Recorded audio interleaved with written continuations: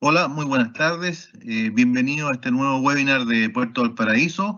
Hoy con la colaboración de la Pontificia Universidad Católica del Paraíso. Nos acompaña hoy día Pablo García Núñez, licenciado en Historia con mención en Ciencias Políticas, magíster en Historia de la Pontificia Universidad Católica del Paraíso y máster en Gestión Cultural de la Universidad de Barcelona. Él nos va a acompañar hoy día y nos va a mostrar un poco de la historia más profunda del paraíso. ¿Qué pasó con sus migrantes y cómo fue el aporte que ellos han logrado para nuestra querida ciudad? Así que bienvenido, Pablo. Estamos muy deseosos de escuchar esta presentación porque la historia siempre atrae y entretiene. Así que, Pablo, adelante tú, por favor. Muchas gracias, Carlos. Buenas tardes a todas y todos. ¿Cómo están? Agradecer primero que todo la invitación a un nuevo encuentro acá a través de este webinar. Agradecer especialmente a la empresa portuaria Valparaíso por organizar este tipo de actividades. Más todavía en este año en que seguimos, ¿verdad?, medios encerrados, y siempre es bueno distraernos con todas estas actividades que han tocado distintos temas, ¿verdad?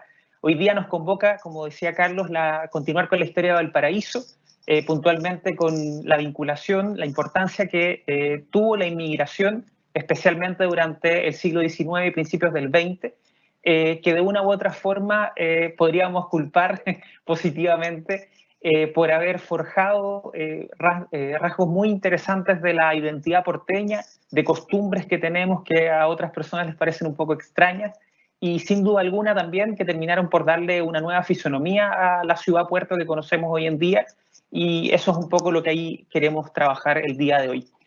Bueno, en ese sentido, quiero llevarlos un poco al momento histórico, a que imaginemos cómo se producía el viaje entre Europa y nuestro querido puerto de Valparaíso hasta hace no tantos años, pero acá nos hemos ido a la colonia.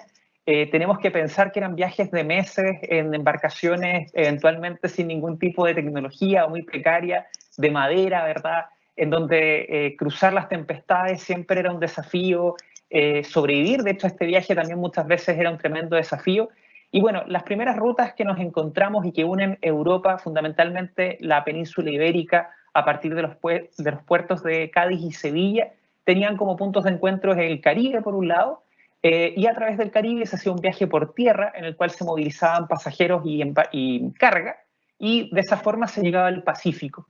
Y ahí tenemos un punto importante porque, insisto, nos encontramos con rutas marítimas que hoy en día probablemente nos parezcan muy poco respecto a la cobertura que logran tener, pero que de una u otra forma también se siguen manteniendo muchas de ellas.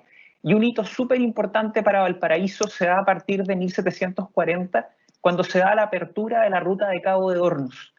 El Cabo de Hornos en el extremo de nuestro país, una ruta marítima además todavía compleja, ¿verdad?, hasta el día de hoy, con todos los avances, etcétera.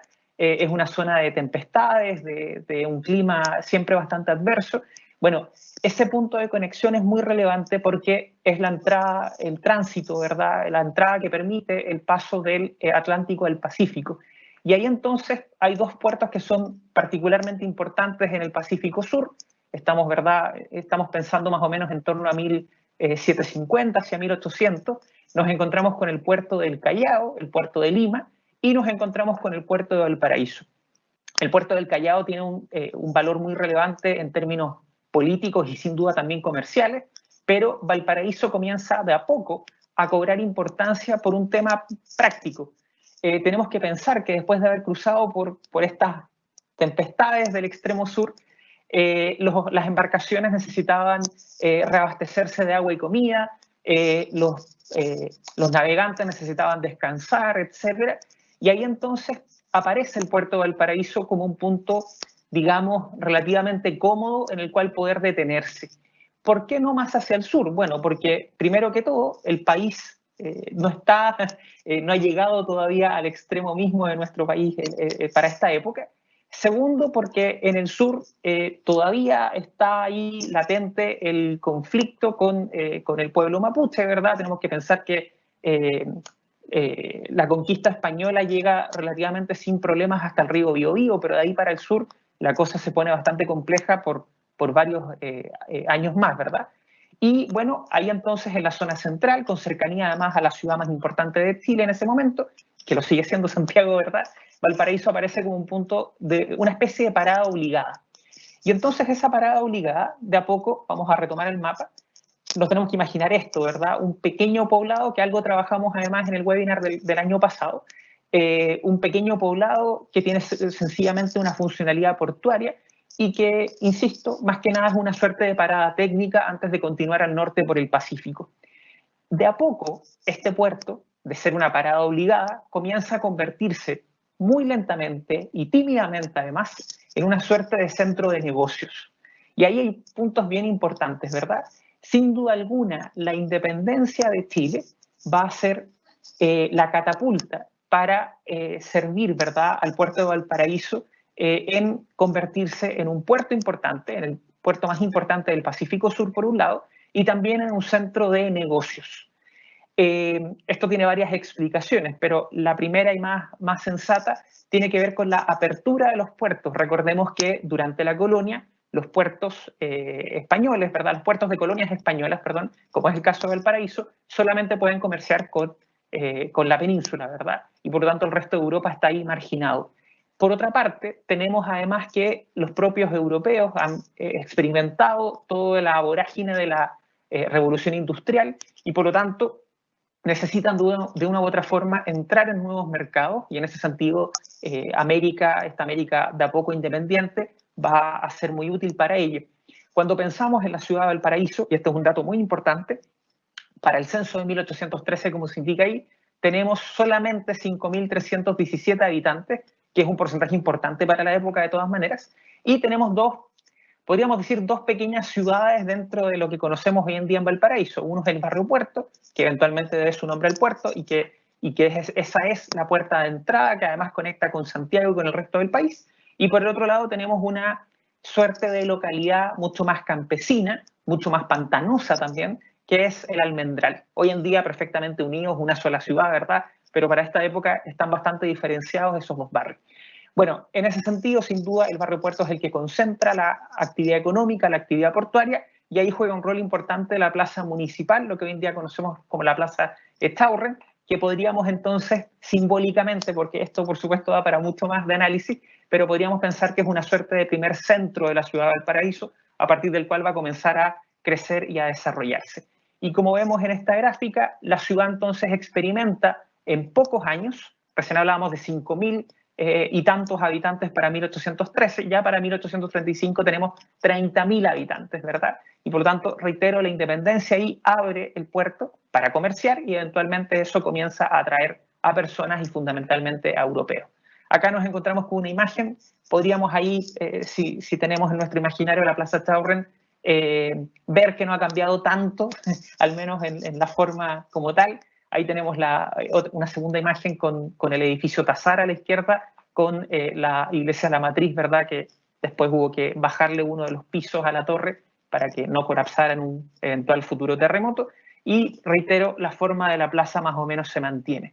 Y siempre me gusta mucho citar estas fotografías, la serie fotográfica de Harry Olds, que recordemos que fue descubierta algo así como por suerte, ¿verdad? Los negativos a finales del siglo pasado en Argentina.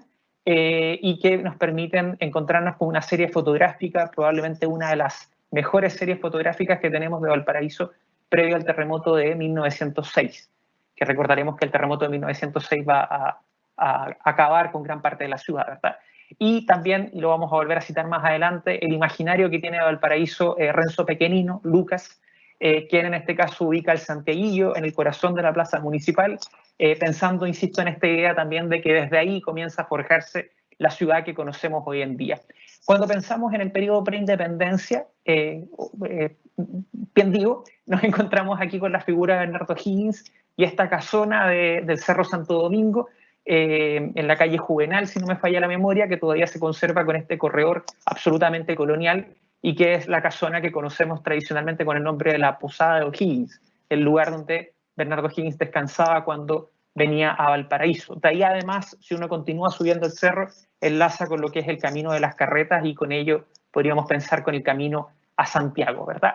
Bueno, muy brevemente en la misma línea, cuando vemos el término de las guerras de independencia, comenzamos a encontrar este crecimiento cada vez más rápido de la población que va de la mano además de un tráfico marítimo que comienza a intensificarse cada vez más, y de a poco entonces estos comerciantes chilenos, que su gran mayoría estaba vinculado con familias santellinas, comienzan a ver en los extranjeros oportunidades de negocios y de crear entonces alianzas sumamente relevantes. Si continuamos con estas imágenes, son un poco posteriores, ¿verdad? Pero es lo más antiguo que tenemos. Nos encontramos, por ejemplo, con la Cruz de Reyes, ¿verdad? El sector donde está el actual reloj Turri, ahí en la parte superior derecha. En la parte de abajo tenemos lo que sería el malecón, más o menos. Bueno, aquí nos faltan un par de cuadras de la ciudad que posteriormente fueron ganadas al mar, ¿verdad? Pero ahí podemos imaginar la ciudad. Y vemos, en el fondo, pensamos en esta ciudad que de a poco comienza a cobrar una relevancia, insisto, desde la dinámica comercial. Estos son esos casos que uno comienza como a encontrar de a poco, ¿verdad? De inmigrantes que posteriormente fueron famosos por sus obras, ¿verdad? Entre 1817 y 1827 llegaron 30 ingleses a la ciudad y también algunos alemanes que en su número ni siquiera daban para contarlos. Esto es una primera detención que me gustaría hacer. Muchas veces se nos ha entregado una suerte de imaginario en el cual pareciera ser que llegaron muchísimos inmigrantes al puerto de Valparaíso y que estaba lleno de ingleses y todo lo demás. Eso es mucho más lento de lo que tradicionalmente uno ha pensado seguramente. ¿Cuál es el punto? Y aquí nos metemos de lleno en el tema, ¿verdad? Que en general los extranjeros que llegan al puerto de Valparaíso y que vienen con ganas de quedarse, porque eventualmente como buen puerto tiene mucha gente en tránsito, llegan con una suerte de modelo cultural. No vienen solamente a instalarse, sino que además traen sus costumbres. Y eso es súper importante para entender justamente la forma que comienza a cobrar la ciudad, porque dentro de esa inmigración cultural vienen, por supuesto, tradiciones vinculadas a su alimentación, tradiciones vinculadas, y para citar una bien a la rápida, ¿verdad? Los ingleses, por supuesto, van a mantener su rito de tomar té. Hoy en día seguramente todos tomamos té sin mayores cuestionamientos, no sé si tan ordenadamente como los ingleses y tan puntualmente tampoco, pero tenemos muy integrado eso, ¿verdad? Y aquí en Valparaíso tempranamente comienzan a aparecer los salones de té, por ejemplo, como un espacio de socialización. Eso es absolutamente inglés. Comienzan a traer su estilo arquitectónico y por eso cuando recorremos cerros más tradicionales como el Cerro Alegre y Concepción, nos encontramos con un estilo arquitectónico que tiene una vocación que es muy similar al estilo victoriano, un estilo arquitectónico también absolutamente inglés, y que son estas casas de madera acá a la porteña, ¿verdad?, cubiertas de zinc por la corrosión marina, etcétera. Y en el fondo ahí comenzamos también a ver un modelo distinto de cómo se organizan los barrios, las calles, etcétera. Vamos a encontrar de a poco también, bueno, la llegada de nuevas religiones. Pensemos que el Estado chileno va a ser un Estado confesional hasta 1925. La única religión que se puede practicar es la católica, apostólica y romana, y los ingleses llegan con el anglicanismo, ¿verdad? Perdón, y los alemanes van a llegar con el luteranismo. Y vamos a tener la primera iglesia anglicana y la primera iglesia luterana en el barrio justamente de los ingleses y de los alemanes. Y por último, esto nos vamos a detener más adelante, pero también llegan con la necesidad de mantener su lenguaje, por lo tanto van a crear colegios en los cuales van los hijos de estos inmigrantes, continúan hablando inglés, continúan hablando alemán, etcétera, y de una u otra forma estas colonias llegan con un sentido, reitero, de mantener sus tradiciones todo lo posible. Eso lo podemos ver en ciertos elementos que se conservan hasta el día de hoy, que van de la mano de que todavía tengamos, y a buena hora, una compañía de bomberos que es la Pompe France, ¿verdad? La compañía francesa, tenemos la bomba alemana o germana, y así la bomba italiana, y ahí vamos armando entonces, por ejemplo, ese tipo de espacios. Como también de a poco van a comenzar a desarrollarse los clubes deportivos y los clubes sociales, el club español, que en algún minuto estuvo en Valparaíso, el estadio italiano, que también está en Valparaíso todavía, y ahí podemos ir armando todas estas dinámicas. El club alemán también, ahí se me olvida que todavía permanece en pleno Valparaíso, ¿cierto? Y entonces eso es interesante porque de a poco esto va a ir mezclándose con lo chileno y va, por supuesto, a formar el concepto más adecuado ahí sería una suerte de hibridación cultural, ¿verdad? Adaptamos algunas tradiciones, pero ellos también van a adaptar algunas tradiciones locales y por lo tanto ahí se produce un intercambio cultural súper interesante. Podemos aquí extendernos, por supuesto, muchísimo, pero todas estas tradiciones, insisto, que nos parecen muy naturales, desde el hecho que comamos, que seamos uno de los países que más consume pan en el mundo, esa es una tradición que le debemos a Europa, que encontremos comida italiana sin mayores cuestionamientos también, y todavía hay muy buenas familias que se siguen dedicando a ello, ¿cierto?, en Valparaíso, y todas esas tradiciones entonces van desarrollándose a poco. Entonces, reitero, más allá que el número de inmigrantes en sí, la importancia que cobran va de la mano del impacto cultural que van a ir teniendo. Y eso se va a seguir dando, podríamos estirar el relato histórico y encontrarlo hasta nuestros días sin mayores problemas.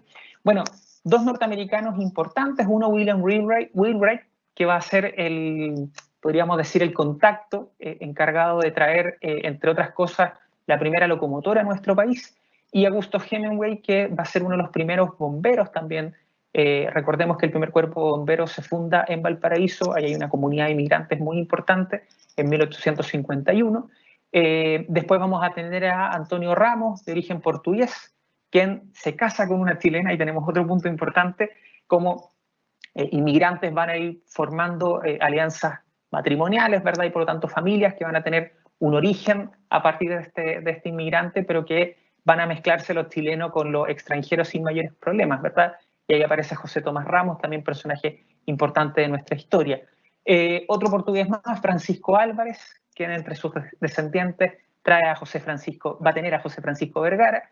Y desde Italia tenemos a los Alessandri, sabemos ahí una familia política hasta el día de hoy, de la cual aparecen dos presidentes de la República, ¿verdad? Y de una u otra forma podríamos pensar también que el hecho de que un descendiente de familia de inmigrantes llegue a la presidencia de la República ya nos habla eventualmente de un giro cultural absoluto, ¿cierto? Bueno, hitos comerciales, yo ya les mencioné que probablemente es el más importante, la apertura de la ruta de Cabo de Hornos, eso como un primer acercamiento a la bienvenida que vamos a poder darle a estos inmigrantes que van a ir llegando al puerto de Valparaíso. De ahí en adelante, y esto todavía en los últimos años de la colonia, vamos a tener ahí ciclos fundamentalmente ligados a la producción mineral muy importante, que van también a comenzar a atraer la oportunidad de negocio a nuestro territorio, ¿verdad? Aquí me adelanto un poco. Y el otro paso importante, antes de la independencia, el Decreto de Libre Comercio de 1811, que permite entonces una apertura comercial parcial con los países amigos del Reino de España, y con ello ya comienzan a aparecer estos primeros inmigrantes como tal.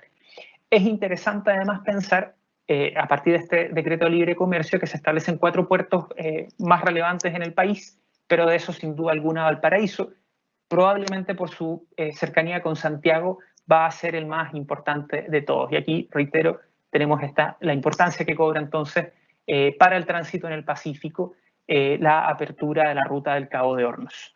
Bueno, uno de los primeros elementos, además, que facilita que Valparaíso pueda también convertirse en un puerto atractivo para negocios y eventualmente para inmigrantes, va a ir de la mano de la formación del Estado Nacional.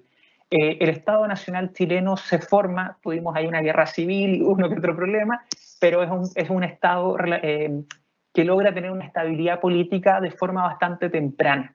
Ya para la década de 1830, ya uno puede pensar en un clima un poco más estable en términos políticos. No ocurre así con nuestras naciones vecinas, y por lo tanto también eso hace que Chile sea visto, la naciente República de Chile, sea visible, como un lugar tranquilo y calmo para poder entonces desarrollar negocios acá. De a poco entonces, y aquí urbanamente hablando, tenemos y seguimos teniendo hasta el día de hoy un plan, ¿verdad? Una zona plana muy pequeña, muy estrecha, eterno problema que ha tenido la ciudad de Valparaíso, y de a poco entonces comienzan a poblarse los cerros.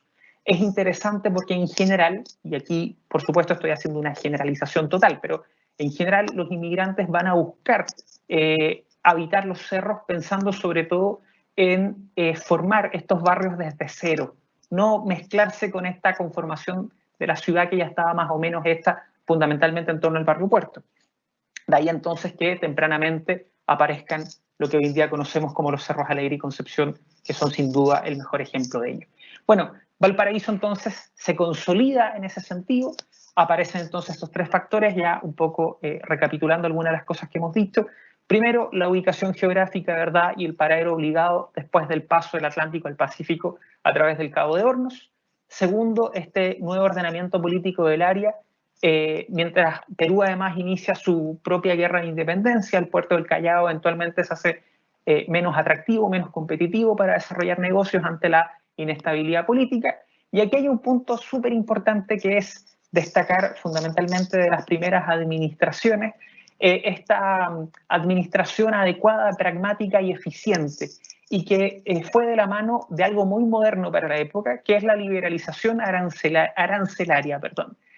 Puntualmente, cuando en 1833 van a construirse los almacenes fiscales o almacenes francos, de los cuales todavía tenemos la fortuna de encontrar 3 de estos edificios en el puerto de Valparaíso, y que, perdón, aquí me adelanto un poco, quiero llegar a esta imagen puntualmente, que tenemos entonces esta suerte de bodegas, ¿verdad?, en las cuales se podía depositar la carga mientras estuviera en el puerto de Valparaíso, incluso se puede dejar un tiempo ahí, y ahí hay una rebaja arancelaria, una rebaja de impuestos, ¿verdad? Y eso entonces también hace más competitivo el puerto de Valparaíso. Plantear esto en la década de 1820 para finalmente consolidarla en 1830 es sin duda un tremendo adelanto para la época. Y bueno, en el fondo, el propio gobierno de Chile, tendríamos que pensar en la época, crea las condiciones, ¿verdad?, aprovechando los elementos que hemos dicho anteriormente, para convertir al puerto de Valparaíso en un puerto competitivo, en un puerto atractivo y, por lo tanto, en un centro de negocios propiamente tal. Ahí ya tenemos los almacenes fiscales construidos, ¿verdad? Esta ya es una imagen de finales del siglo XIX. Tenemos incluso ya la escuela naval construida en lo que hoy en día es el Paseo 21 de Mayo. Bueno, eso es interesante porque ese comercio del paraíso se gesta desde una dinámica distinta a lo que habíamos tenido en la colonia. Y aquí también me detengo un segundo para marcar una diferencia importante. En general, las familias más ricas de Chile para el periodo colonial, que por supuesto la gran mayoría, por no decir todas, tenían un origen o al menos descendencia hispana, concentran su riqueza en la tierra y en la producción de la tierra, y por ahí una que otro negocio vinculado a la minería. Bueno, en el siglo XIX aquí hay un giro porque de a poco comienza a aparecer el negocio de capitales, los bancos, las casas navieras, las casas comerciales propiamente tal. Y ahí hay un giro relevante a partir del aporte que traen los inmigrantes. Fundamentalmente, y aquí hay que destacarlo como merece, los ingleses que llegan a Valparaíso llegan con la idea en la cabeza respecto a lo que vienen a hacer acá. No vienen a la suerte. Y entonces muchos de ellos traen algún capital, capitales que para la época no eran nada despreciables. Y por lo tanto son ellos quienes van a llegar acá con la idea, por ejemplo, de establecer una casa comercial, y van a establecer su casa comercial como tal. Y además, en el propio proceso migratorio, los ingleses, por ejemplo, tradicionalmente viene el padre de la familia primero, se adelanta, arma el negocio, se instala, construye o ubica una vivienda para su familia y después manda a buscar a la familia. ¿Por qué hago esta distinción? Que generalmente se presta más bien para temas cómicos, pero porque es distinto a lo que trae la mayoría de los españoles y los italianos que llegan a Valparaíso. El español y el italiano vienen un poco más a la suerte. Bueno, reitero, estas son generalidades, por supuesto tendríamos que ahí entrar a hacer un desglose de cada una de las familias y no da el tiempo para ello, pero eso es interesante porque los ingleses en su mayoría, de la mano de los alemanes y de algunos franceses, van a estar vinculados a los negocios de seguro, a los bancos, en el fondo a todo lo que tiene que ver con capital, ¿verdad? Mientras que la tradición española y la tradición italiana va a estar mucho más ligada al negocio cercano, por así decirlo. Los italianos van a armar los emporios, van a armar las primeras panaderías, muchas de ellas hasta el día de hoy continúan en manos de los descendientes de esas familias, panaderías tradicionales de Valparaíso, emporios también tradicionales de Valparaíso, y los españoles van a seguir un poco también esa línea, pero ahí, por ejemplo, también aparecen las mueblerías y aparecen los sastres, ¿sí? Las personas ligadas a la vestimenta. Y también podemos ahí armar el esquema y pensar, bueno, muchas casas comerciales de estas ya no existen, pero existieron hasta hace pocas décadas atrás, y podríamos ver que continuaban en manos de los descendientes de esta misma familia. Todo eso, entonces, reitero, afecta en la vida diaria de las personas en Valparaíso y comienza entonces a generar este tipo de cambio respecto a la mirada de negocios. Bueno, Valparaíso, entonces, aprovechando todas estas ventajas que hemos mencionado, la estabilidad política, la ubicación geográfica y eventualmente una política arancelaria visionaria, va a convertirse entonces en este centro de negocios. Desde aquí se comienzan a gestar los negocios que se van a hacer, por ejemplo, en minería hacia el norte del país, e incluso hacia territorio boliviano y peruano de la época, como también negocios agrícolas que se van a hacer en la zona central, etcétera. Entonces, en términos prácticos, Valparaíso ofrece eso, el capital, ¿sí? Y eso también, si pensamos un poco en cómo podemos, bueno, cuando podamos salir libremente, ¿verdad? Pero cuando recorremos la ciudad de Valparaíso, nos encontramos, por ejemplo, con grandes edificios, sobre todo en la zona bancaria, por ejemplo, que hablan mucho de esta época dorada de los negocios. Son además edificios de grandes bancos, con los mejores materiales de la época, y todo muy en línea con demostrar este poderío económico. Bueno, dentro de eso, insisto, la necesidad de crecimiento interno de América Latina, los inmigrantes entonces, sobre todo las familias europeas, ven en Chile y en América Latina en general, pero sobre todo en Chile, un muy buen mercado en el cual involucrarse. Aparece la explotación de recursos naturales y se comienzan a crear estas casas comerciales que fundamentalmente tienen relación con la realización de negocios, ¿verdad? Con ello, entonces, un poco redundando en la idea, Valparaíso se inserta en la economía no por su mercado ni por sus riquezas naturales, ¿verdad?, sino que por servir como intermediario. No es menor que acá en Valparaíso haya estado, por ejemplo, la primera sucursal en Latinoamérica del Banco de Londres, por ejemplo, edificio que todavía se conserva en Calle Prat y que hoy en día es una sucursal del Banco Santander, si mal no recuerdo. ¿Qué tiene que hacer el Banco de Londres metido en América Latina para esa época, verdad? Bueno, efectivamente establece su sucursal en Valparaíso y desde aquí se comienzan a gestionar los negocios en el resto de la región. Van a aparecer también, por ejemplo, la oficina o la sede nacional de la Empresa Nacional del Salitre, que va a estar ubicada en Calle Serrano, en la actual Calle Serrano, edificio que también todavía se conserva, y acá eventualmente no se producía nada de salitre, ¿cierto? Eso era un tema en el norte. Bueno, acá entonces está el espacio de negocio. La cercanía, una cercanía de algunos días, ¿verdad? Pero cercanía a Santiago también facilita esta vinculación con el poder político.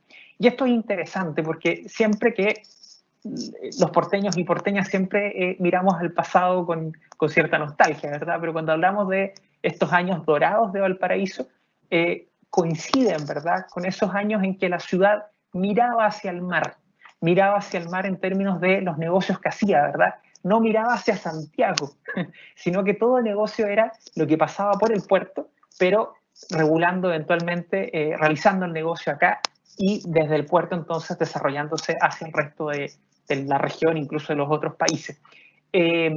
De a poco, cuando se comienza a trasladar todo el poderío, no solamente político, sino que también económico a Santiago, es cuando eventualmente Valparaíso comienza a ser más bien un lugar de paso y a ser mucho menos atractivo, que eso va a ocurrir hacia el siglo XX.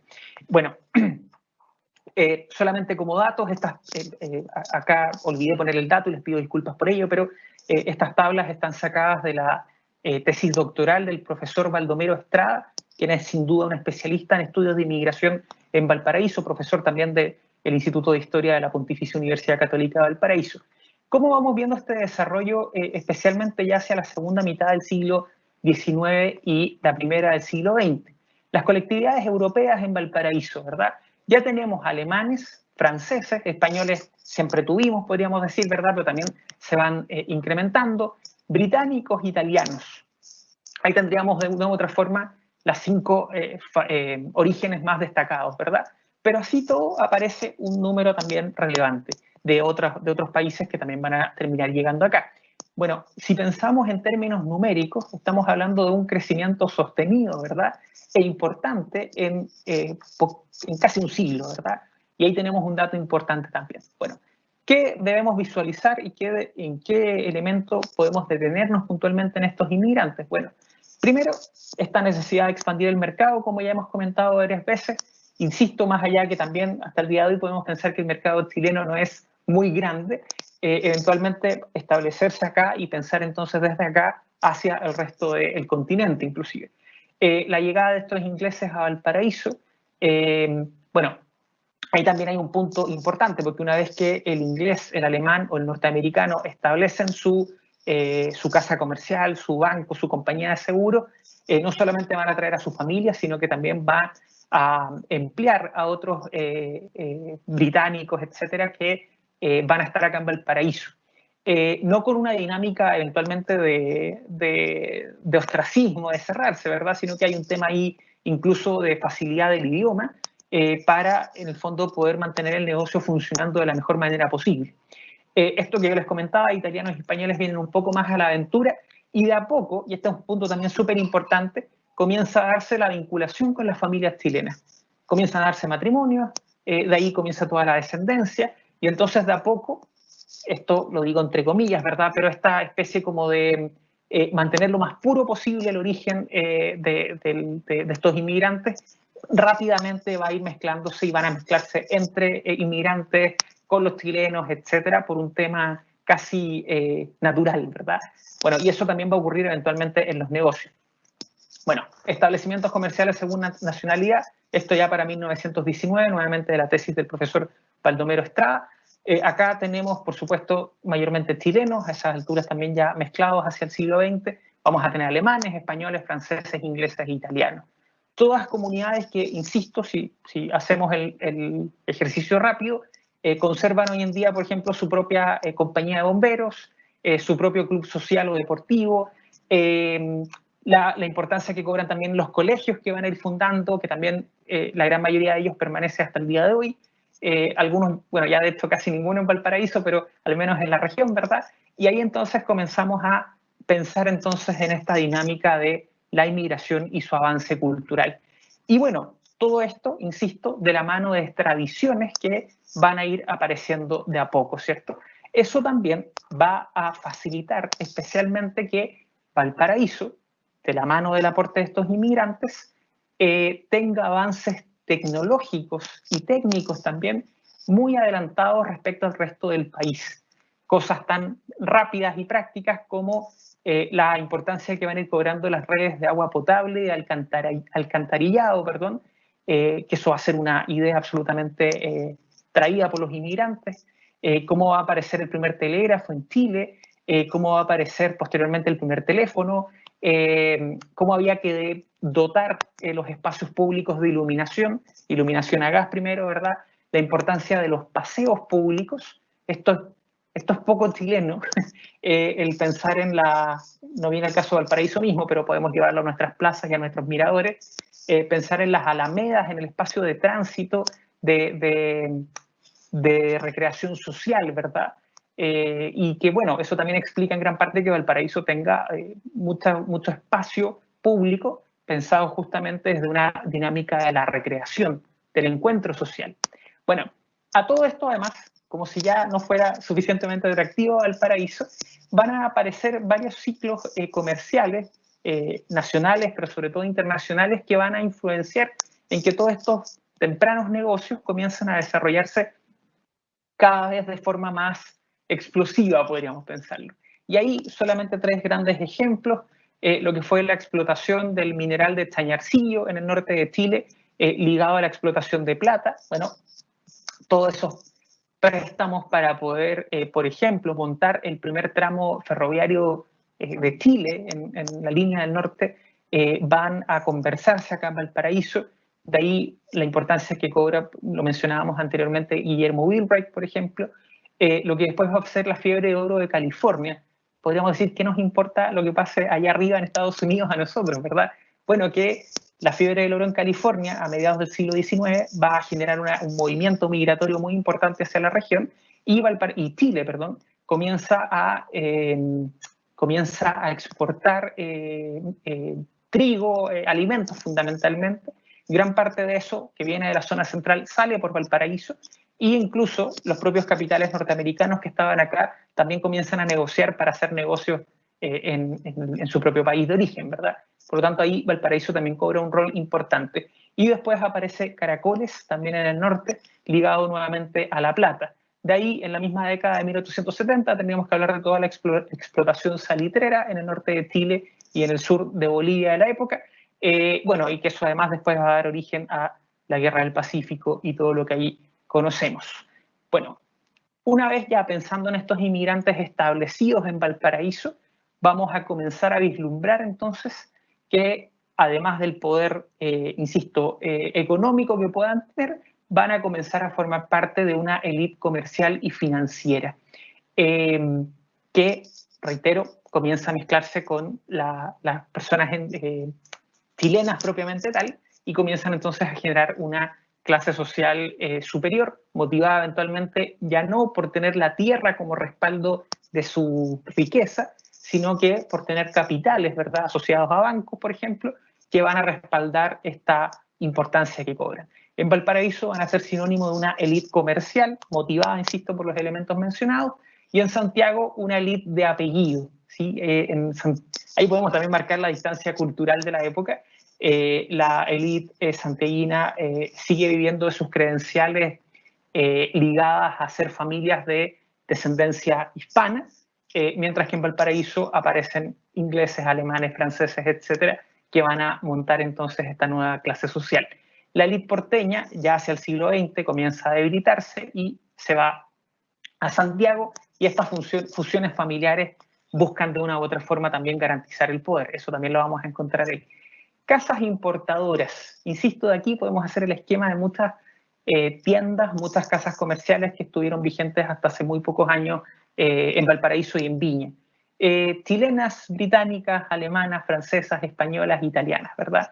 Mantenemos los mismos países de origen, que por lo demás tenemos que pensar que para la época es bastante variado, ¿cierto? Y todos eventualmente acá ya en Valparaíso establecidos, haciendo crecer estos negocios, formando cadenas muchas veces que posteriormente van a desarrollarse en el resto del país. Bueno, elementos tan básicos, ¿verdad?, como la importancia de los hoteles. Hoteles que eventualmente van a mirar Europa como un modelo a seguir. Valparaíso va a tener muchísimos de ellos, y que hablan también un poco de esta vida un poco más ligada al lujo, podríamos decir, o un mejor vivir, que lo que podía ofrecer para la misma época Santiago, ¿verdad? La importancia de los espectáculos artísticos y culturales, también de la mano de la inmigración, ¿verdad? Y así de a poco podemos ir armando ahí todo un esquema en torno a ello. Probablemente uno de los elementos más impactantes en esa línea, pensando en el Valparaíso del siglo XIX, y pensando en un aporte que se proyecta hasta nuestros días, va de la mano de la educación.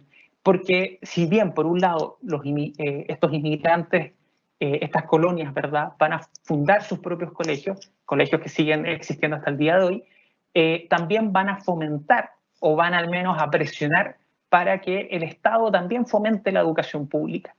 Y ese es el caso de, por ejemplo, el primer colegio particular de Latinoamérica, perdón, de Sudamérica, que es el Colegio de los Sagrados Corazones, los Padres Franceses, colegio que se trasladó posteriormente a Viña, pero que tiene su espacio fundacional en el entorno de la iglesia La Matriz. Después se van a trasladar, todavía se conserva una muy bonita iglesia en el corazón de Valparaíso, en la calle Independencia, que pertenece a esta congregación y que además está inspirada en la iglesia más importante de la congregación en Francia. Tenemos el Colegio Macay, que va a fundarse originalmente en el Cerro Alegre, que también está pensado para la colonia inglesa, colegio que también se va a trasladar posteriormente a Reñaca, ¿verdad? Tenemos el primer colegio alemán de la región, ¿verdad? También en el Cerro Concepción, edificio que también se mantiene vigente hasta el día de hoy, que además tiene un teatro, por ejemplo, la noción del espectáculo cultural que yo les hacía alusión, ¿verdad? Y en el caso de Valparaíso, van a aparecer dos elementos importantes desde la educación pública. Primero, la fundación de liceos, como el Liceo Eduardo de la Barra, también centro educativo vigente hasta nuestros días, y la aparición de la educación técnica, una educación técnica que es muy adelantada para el resto incluso del continente, y que en el fondo busca crear mano de obra especializada, ¿verdad?, para trabajar, por ejemplo, en ámbitos ligados al propio puerto. Pensemos entonces una ciudad muy bullante en términos de negocio, un puerto que crece sin parar, y entonces la necesidad de una mano de obra que tenga conocimientos en el tema, y por lo tanto ahí aparece entonces también la educación técnica y la educación comercial. ¿Sí? Aportes indirectos podríamos pensarlo de los inmigrantes, pero sin duda también ligados a ellos. En arquitectura lo mencionamos, pero bueno, es importante ahí rescatarlo. Toda la dinámica del estilo victoriano que se conserva en gran parte de la arquitectura local, pero ahí también van a aparecer excepciones, algunas un poco más locas que otras, ¿verdad? Como es el actual Museo Municipal de Bellas Artes, el Palacio Bauriza, que es un edificio de estilo ecléctico, muy europeo, pero que mezcla un poco de todo lo que fue encontrando. Ahí tenemos también el aporte de arquitectos europeos, como el caso de Arnaldo Arison y Renato Schiavone, que van a construir, por ejemplo, además del Palacio Bauriza, la biblioteca Santiago Severín, que es de un estilo neoclásico, que es un poco extraño que en Valparaíso haya un edificio de ese estilo, pero lo hay, pensando sobre todo en la época y para una biblioteca pública. Ya el hecho de tener una biblioteca pública, la primera biblioteca pública de Chile, también es un poco extraño si lo miramos inmediatamente al resto de nuestro país o incluso al resto de nuestro continente. En ese sentido pensamos en ideas muy adelantadas para la época. Insisto, todo lo que son las apariciones de nuevas plazas, paseos, la noción del mirador, por ejemplo, que le demos tanta importancia a mirar el mar, ¿verdad? Subir a lugares como el Paseo Yugoslavo, el Paseo 21 de Mayo, etcétera, tienen un origen urbano absolutamente europeo y por lo tanto están pensados para contemplar la ciudad, para mirar los barcos, sin duda alguna, pero también, reitero, como espacios de socialización, y eso es muy propio de los inmigrantes. El desarrollo de distintos barrios, todos estos barrios que de a poco van ordenando esta ciudad tan desordenada que es Valparaíso, originalmente, todavía lo sigue siendo, ¿cierto? Pero al menos hay una intención por modificar ello. Esta diversidad religiosa que mencionábamos, por supuesto los católicos van a seguir siendo la comunidad más importante, pero aparecen luteranos, anglicanos, protestantes de diversos orígenes, todos ellos van a tener lugar en Valparaíso. Y aquí también me quiero detener un segundo, porque tendríamos que pensar, a diferencia de lo que ocurre en Santiago para la época, en una ciudad muy cosmopolita, en una ciudad en la cual sin mayores problemas interactúan católicos, luteranos y anglicanos, con ciertas separaciones, por supuesto, cada cual tiene su iglesia, cada cual tiene su cementerio, por ejemplo, pero es una ciudad en la cual todos conviven más o menos de forma calma, tranquila, y eso es indudablemente muy llamativo para la época. De costumbres podemos hablar mucho, no es casualidad que en Valparaíso y a buena hora se haya creado, ¿verdad? Se haya fundado el primer equipo de fútbol, que finalmente termina derivando en lo que es hoy en día el Santiago Wanderers, que hayan tradiciones, por ejemplo, como jugar cricket, jugar bochas, jugar, aquí podemos nombrar todos los deportes que ustedes quieran, bueno, las carreras de caballos, por ejemplo, también que después, claro, Valparaíso es muy pequeño, no hay un espacio plano y por lo tanto se migra a Viña, que estaba prácticamente desierto y aparece, no pierde su origen, ¿verdad? El Valparaíso Sporting Club. Y ahí entonces podemos ir encontrando un sinnúmero de costumbres, ¿verdad? Costumbres que de a poco la comunidad local va a adoptar sin mayores cuestionamientos y que de una u otra forma, insisto, vienen a explicar un poco este dinamismo de la ciudad.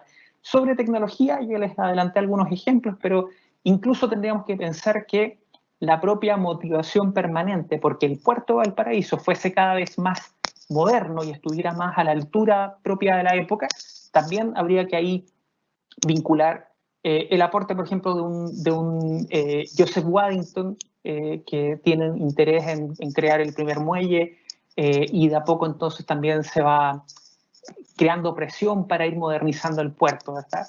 De a poco ahí entonces aparecen varios elementos adelantados. Estos párrafos muy explicativos de los apuntes porteños de Lucas, sin duda siempre un texto muy agradable de leer como una puerta de entrada a la historia del Valparaíso. Toma una cita de las muchas que el texto toma sin explicar propiamente tal su contexto.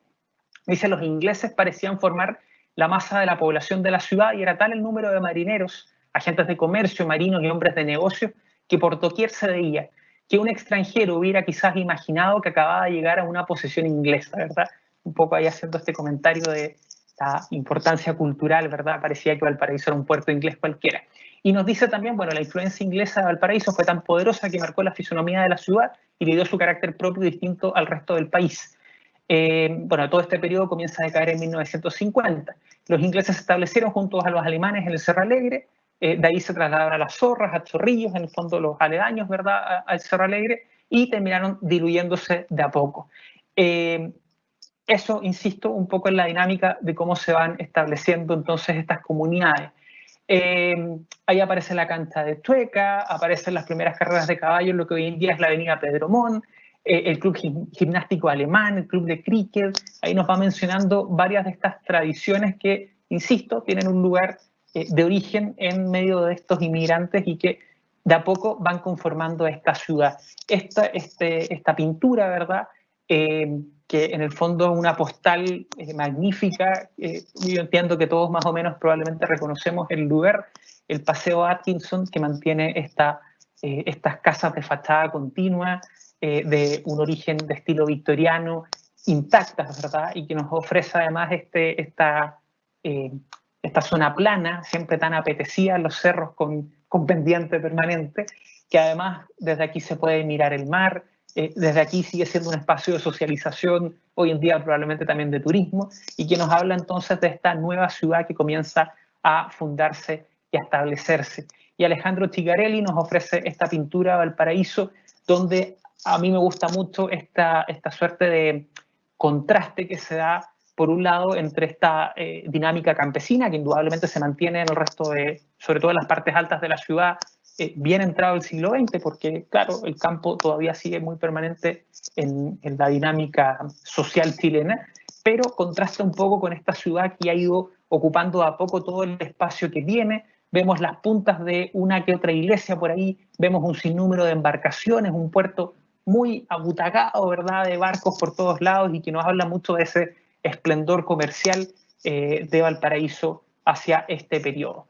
Bueno, de a poco entonces, como ya veníamos mencionando, esto es un poco reiterativo respecto a lo que yo había dicho, pero aquí ya vamos decantando en la respuesta o en lo que terminan siendo, ¿verdad?, los inmigrantes para Valparaíso. Primero, que la formación de este nuevo grupo social y la mentalidad con la que influye la sociedad porteña la observamos primero en un nuevo orden de la ciudad.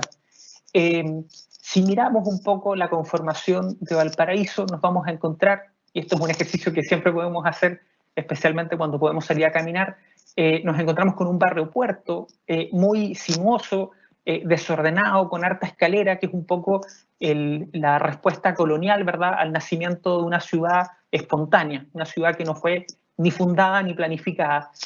Pero de a poco, si comenzamos a movernos hacia la derecha o hacia la izquierda del mapa, nos empezamos a encontrar con barrios más ordenados. Incluso el propio Cerro Cordillera, que está ahí en el entorno, qué sé yo, de la plazuela Eleuterio Ramírez, ya nos ofrece calles ordenadas, ¿verdad?, un plano de damero, eventualmente ahí de herencia europea, tendríamos que pensarlo. ¿Para qué hablar de los cerros Alegre y Concepción? ¿Para qué hablar de la zona baja de Playa Ancha, donde también tenemos ahí la avenida Gran Bretaña, ¿verdad? ¿Qué más inglés que la avenida que lleva este nombre y que eventualmente sus casonas que se conservan de muy buena forma, y ojalá así sea por mucho tiempo más, nos habla justamente de estas formas de vida.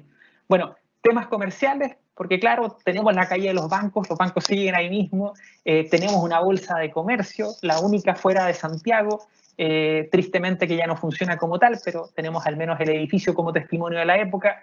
En la enseñanza técnica, bueno, la escuela industrial, la escuela el liceo marítimo, tenemos todavía entidades que nacen en este periodo que son herencia de alguna de estos espacios educativos del siglo pasado, y de a poco entonces el desarrollo de la dotación de servicios urbanos y de higiene pública. Solamente por mencionar algo bien a la rápida, ¿verdad? Por ejemplo, en la búsqueda porque Valparaíso tenga agua potable, o al menos tenga agua limpia, después vamos a hablar de potabilización del agua, pero aparece el lago Peñuelas, ¿verdad? Y aparece todo lo que va a ser este canal Waddington, que nunca se termina, que trae agua desde más o menos la zona de la actual Limache, para traer a Valparaíso, ¿verdad? Que ahí está pensado para que el agua venga desde la parte alta de los cerros y baje aprovechando la pendiente y en el fondo todo porteño, toda porteña pueda tener acceso a agua. Eso es súper visionario y es muy adelantado para la época, y de una u otra forma también podríamos ahí pensar que, insisto, todos estos adelantos, ese es un adelanto de Joseph Waddington, Se lo debemos entonces a inmigrantes muy visionarios que en su minuto dijeron que querían vivir en una ciudad acorde al estándar europeo y por lo tanto traen este tipo de tradiciones al lugar. Bueno, aquí hay otros puntos más a considerar. Insisto, todos estos espacios de socialización que podemos encontrar, que hoy en día todavía siguen funcionando. Es interesante ver entonces cómo de a poco se van mezclando, ¿verdad?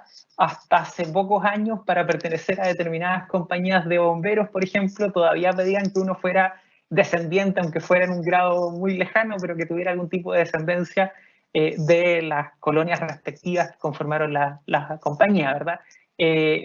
Bueno, hace ya varios años atrás, pero los colegios también requerían ahí, para poder entrar, que uno tuviera alguna vinculación con estas comunidades. Los clubes todavía piden en parte algo de eso. Entonces, pareciera ser que todavía la importancia de los inmigrantes, más allá de esta absoluta mezcla y vinculación con las chilenas y chilenos, todavía conservan este espacio, insisto, de socialización, incluso comercial, ¿verdad? Muy vinculado al origen, pensando un poco, insisto, que esto no fue una inmigración solamente comercial, sino que fue sobre todo una inmigración cultural y que aportó muchísimas cosas a nuestro entorno. Y ahí, como yo les mencionaba, cricket, regata, golf, los clubes de tenis, etcétera, toda la mezcla entonces de los orígenes de las comunidades que buscan mantener su legado en el tiempo. El transporte, por ejemplo, es otro tema importante, ¿verdad? La propia conexión de ferrocarril que va a tener Valparaíso con Santiago, que va a ser un tremendo adelanto para su época. También a nivel local vamos a tener los carros de sangre, como estamos viendo acá, que después van a electrificarse a buena hora porque los caballos sufrían mucho, y vamos a tener entonces toda una red de tranvías que va a prácticamente recorrer todo el plan de la ciudad. Bueno, dentro de eso también algo que nos puede parecer absolutamente natural hoy en día, pero el hecho de que Valparaíso tenga un periódico propio, ¿verdad? El Mercurio Valparaíso de 1827, la importancia de la prensa, esa es una tradición también que no nos pertenece de principio, ¿verdad? Y por lo tanto ahí también hay un punto importante a considerar. Bueno, y entonces, tal como tenemos un sinnúmero de tradiciones, por ejemplo, vamos a tener cosas más prácticas todavía. Llega a Valparaíso el primer cirquero, el primer circo en Chile se establece en Valparaíso, Nathaniel Bogardus, cuyos restos descansan hoy en día en el cementerio número 1 de Valparaíso, quien además pidió que se retratara en su lápida a su fiel caballo Romeo, como podemos ver este dibujo de Renzo Pequenino, la calle del Circo, que se establece ahí en el entorno de la actual calle Salvador Donoso. Tenemos al lado también la calle del Teatro, a propósito de... y entonces, reitero, tradiciones que hoy en día nos parecen absolutamente naturales, pero que llegan primeramente a Valparaíso de la mano de inmigrantes. Un fiel testimonio de la importancia de los inmigrantes se da cuando en el entorno del año 1910 regalan este monumento que es el Arco Británico, ¿verdad? Este Arco del Triunfo para conmemorar el centenario de la independencia, sin duda un hito urbano relevante hasta el día de hoy. Todo lo que tiene que ver con las esculturas que vienen a adornar nuestras plazas y espacios públicos, ¿verdad? Acá tenemos la diosa de la justicia tan cuestionada que está a los pies del Palacio de Tribunales en el plan de Valparaíso. Todas estas esculturas que eran en su gran mayoría encargadas por catálogo a Francia, fundaciones francesas fundamentalmente. Bueno, el hecho de tener monumentos, esculturas en los espacios públicos que vienen a adornar, ¿verdad? Eso de la mano de los jardines también va muy de la mano de esta idea del espacio público, esta idea del espacio de socialización, que también se lo debemos a los inmigrantes. Esto probablemente nos va a gustar un poco más a todos, ¿cierto? El famoso araucano, el araucano que ahí podríamos hacer el nexo con muchas cosas, desde la mistela del campo chileno, como también todas las emulsiones y brebajes con fines medicinales, ¿verdad? Que se encargan y que están muy de moda en la segunda mitad del siglo XIX y especialmente en la primera mitad del siglo XX. Acá en Valparaíso se vendía mucho la emulsión de Scott, que era aceite de bacalao con hierbas, entre otras cosas, que prometía sanarnos de todas las enfermedades de la época. Bueno, entre ellos un boticario de origen alemán, Fritz Hauser, se establece, pone su botica en el entorno de lo que hoy en día es la Plaza Aníbal Pinto, arma este licor de hierbas que es el araucano, muy pensando en el marketing, ¿verdad? No le pone un nombre escandaloso, sino que le pone araucano para que sea lo más local posible el licor. Y nótese además que la etiqueta ahí conserva los términos vigor y salud. El araucano, este bajativo, con fines estomacales supuestamente que tiene, ¿verdad? Porque en Valparaíso todavía se sigue usando mucho como bajativo, ¿verdad? Ofrece vigor y salud. Esa es un poco la dinámica de lo que se ofrece, ¿cierto? Bueno, Fritz Hauser, boticario, me gusta, sin ánimos de hacerle publicidad a nadie aquí, pero tenemos este otro licor que es el Jägermeister, que en Alemania se crea en 1935, que también es un licor de hierbas, ¿verdad? Bueno, acá en Valparaíso en 1920 ya tenemos un licor local que después compra una familia italiana, ¿verdad? Y que lo sigue produciendo hasta el día de hoy, y que, insisto, nos ofrece con fines medicinales un licor de hierbas traído de estas tradiciones también europeas. Ahí tenemos, perdón, yo tenía esta imagen aquí de la emulsión de Scott, que publicita mucho en el diario La Unión, en el propio Mercurio Valparaíso, y que ofrece ahí soluciones a la tisis, las afecciones del pecho y un sinnúmero de otras cosas más. Bueno, si recorremos Valparaíso a pie, nos vamos a ir encontrando con un sinnúmero de placas, espacios conmemorativos. Afuera de la municipalidad hay varias también alusivas al cuerpo de bomberos, etcétera, que nos habla un poco de esta modernización de la ciudad, que, insisto, sin duda alguna, en gran parte se la debemos a los inmigrantes, ¿verdad? Y aquí cuando pensamos en la propia Plaza Aníbal Pinto, en cómo se aprovecha cada espacio del plan, cómo posteriormente también en esta nueva concepción de la ciudad, las plazas comienzan a tener árboles, palmeras, las propias esculturas que mencionábamos recién, eso sin duda también ahí es una tradición que traemos de los europeos. Y entonces, a modo de conclusión, bueno, sin duda alguna nos encontramos con una edad de oro de Valparaíso entre 1830 y 1930, tal como coincide de alguna forma con el periodo de mayor llegada de inmigrantes a la ciudad-puerto, ¿verdad? Un poco también es este siglo en el cual, como yo les comentaba, Valparaíso mira especialmente al mar, ¿verdad? Y entonces ese es un punto súper importante a considerar. Valparaíso entonces como centro de negocios, todas estas empresas de la mano de lo que los inmigrantes fueron capaces de crear. La ubicación geográfica y el comercio a partir de estos ciclos económicos que mencionábamos, ligados también a la propia estabilidad política de Chile durante este periodo, que va a facilitar sin duda alguna la consolidación. Y así todo es interesante, porque dentro de este siglo tenemos una guerra civil en 1891, tuvimos una batalla aquí cerquita en Placilla, tuvimos otra también relativamente cerca, pero Valparaíso se siente un poco al margen de esto. Económicamente hablando, los ciclos de negocios continúan y prácticamente se desentienden de esos pequeños conflictos políticos. Los inmigrantes entonces que impulsan la ciudad, insisto, desde una dinámica fundamentalmente cultural. Aquí un punto importante, vamos a tener constantemente un puerto en términos de infraestructura bastante atrasado. Es probablemente el gran aporte que ofrece o que se da por consecuencia del terremoto de 1906, la modernización del puerto de Valparaíso, ¿verdad?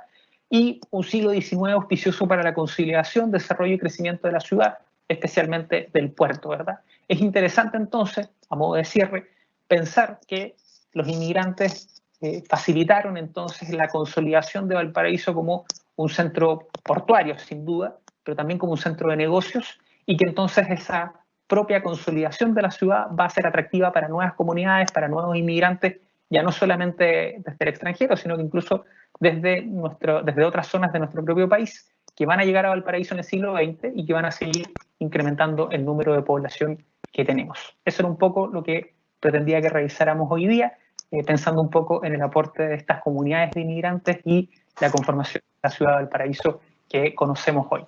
Muchas gracias.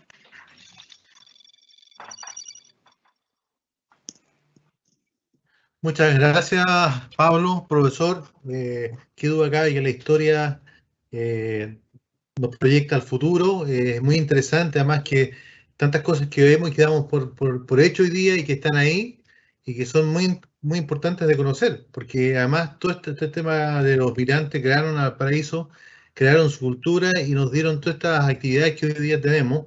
Y el tema del deporte, ¿no es cierto? El tema de la construcción misma. y que ha hecho de Valparaíso lo que es hoy día. Tenemos muchas preguntas, vamos a tratar de realizar unas 3 o 4 preguntas, pero antes les queremos pedir a todos los que nos están acompañando aún que por favor no dejen de responder nuestra encuesta, porque eso nos ayuda a mejorar y a buscar otros temas que sean de su interés. Pablo, ¿te parece que sigamos con algunas preguntas? Sí, de todas maneras. A ver. Aquí una dice, en cuanto al desarrollo de la prensa, ¿se puede atribuir su evolución a un grupo determinado de migrantes europeos?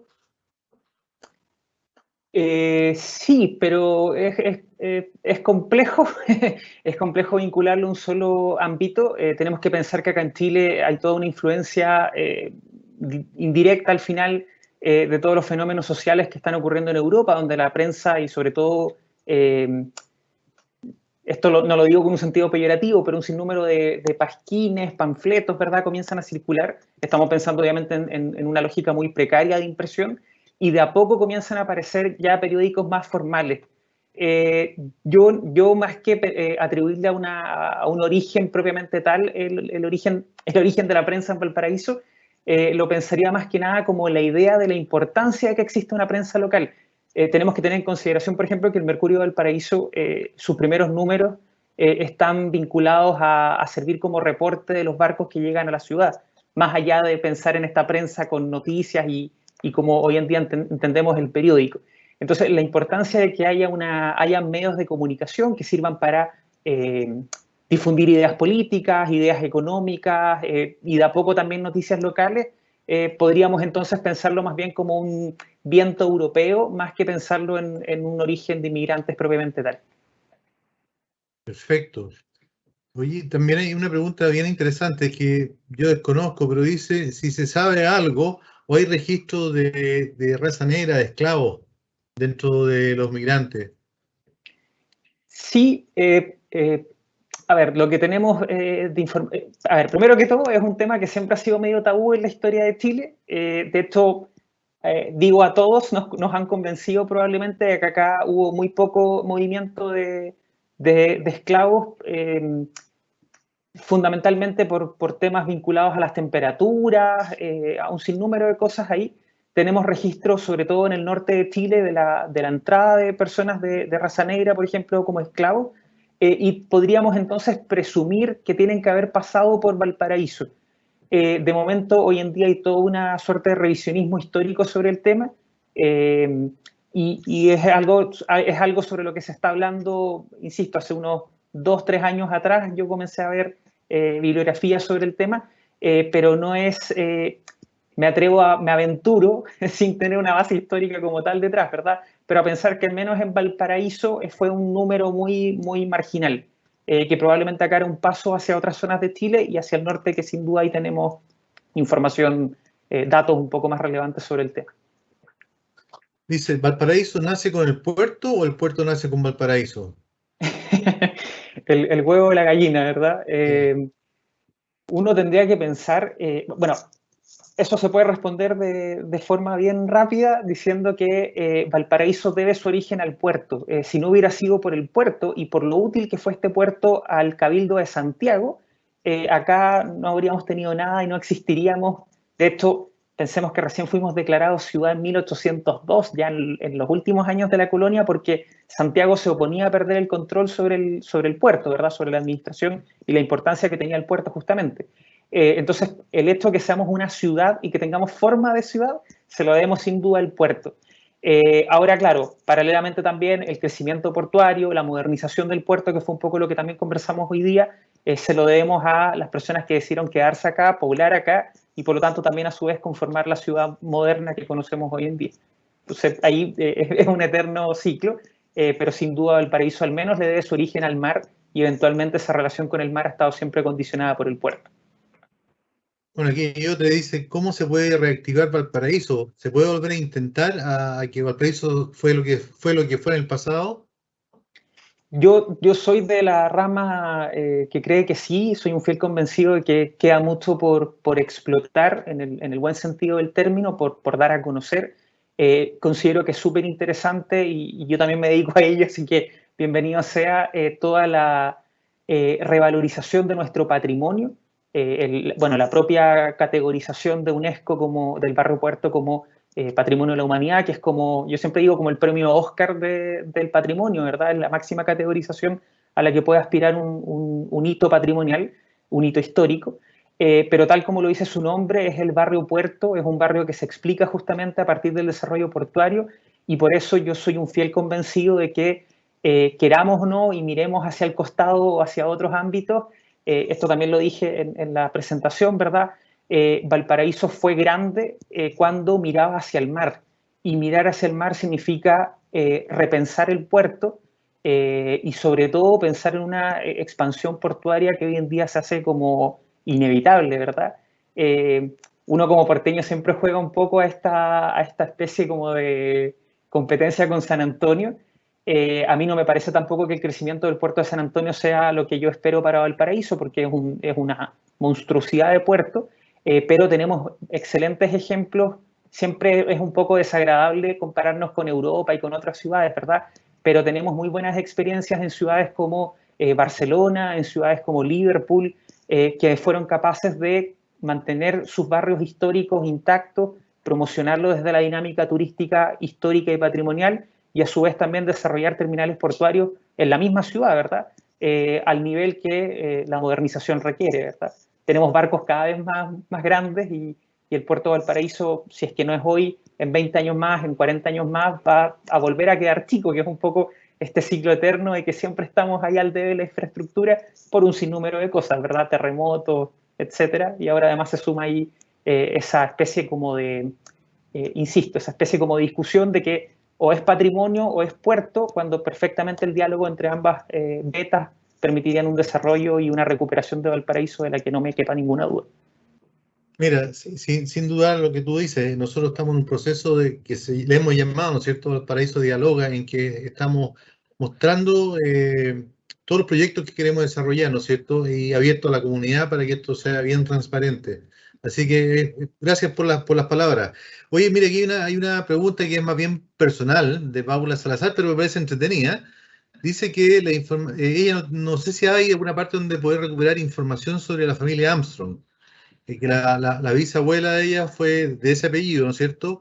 Pero ella ha perdido nociones de esa familia. ¿Hay alguna posibilidad de recuperar de alguna forma algo de información o no? Habría que buscar, siempre aparecen cosas. Más allá de la publicidad que uno acá inevitablemente hace, la biblioteca del Instituto de Historia de la Universidad Católica de Valparaíso, que está en Viña, pero sigue siendo la Católica de Valparaíso, ¿verdad? Tiene investigaciones súper interesantes sobre familias de Valparaíso. El apellido de Armstrong, indudablemente, tenemos ahí la calle Cirilo Armstrong y todo en torno a ello. Así que es probable que ahí aparezca información. Y también tenemos un fondo patrimonial que está en nuestra casa central en Avenida Brasil, que es el Fondo BAT, donde también hay información súper relevante de Valparaíso.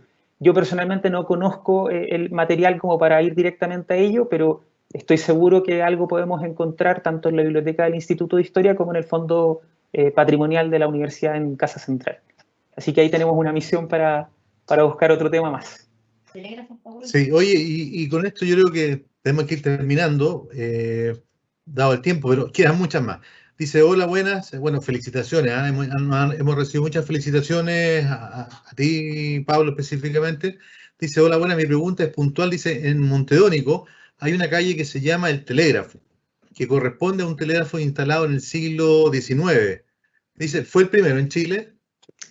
Yo entiendo que alguna relación hay entre la calle y la línea de telégrafo. Tenemos que pensar que esto era un cablecito, ¿verdad?, que conectaba en algún momento Valparaíso con Santiago, que era finalmente la gran vía de comunicación. Pensemos que para el terremoto de 1906 Valparaíso queda aislado 3 días porque justamente la red de telégrafos queda cortada por producto del terremoto, y nadie en Santiago sabía muy bien cuál era la situación en Valparaíso, ¿verdad? Ahí como dándole la importancia al telégrafo.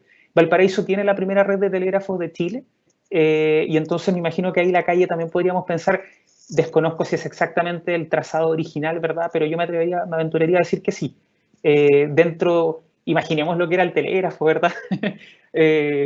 Bueno, Era la internet del momento. Exactamente, entonces claro, Valparaíso tiene ese tipo de adelantos, después va a tener el primer teléfono también y ahí vamos a ir adelantándolo, pero claro, probablemente tenga que ver con ese primer trazado de telégrafo que tuvo Valparaíso, y que fue el primero en Chile y uno de los más modernos además de Latinoamérica. Ahí siempre es bueno también compararnos. Valparaíso era moderno no solamente para el contexto chileno, sino que también para el contexto sudamericano, sin duda. Así es. Oye, Pablo, profesor, estimado profesor, quedan muchas preguntas por ahí hay que mencionan que les interesaría saber de las batallas que se produjeron acá, como la batalla de Placilla y la de Concón, que fueron un poco con base en la guerra civil. Los españoles nos bombardearon, claro, también. Es un tema para otra, ¿no? Para otra vuelta. Sí, sin duda, sin duda. Queremos darle las gracias a todos los que nos acompañaron hoy día. Fue bastante gente, que lo que nos pone muy contentos. Les pedimos responder las encuestas, ser majadero en eso, porque nos ayuda a mejorar y a buscar temas que también sean de interés público. Les queremos dar gracias, Pablo, a ti, a la Universidad Católica. Muchas gracias, y a todos que nos acompañaron hoy día, en este día lluvioso. Gracias a Dios, lluvia, y que tengan una buena semana. Nos estamos viendo y cuídense. Hasta luego.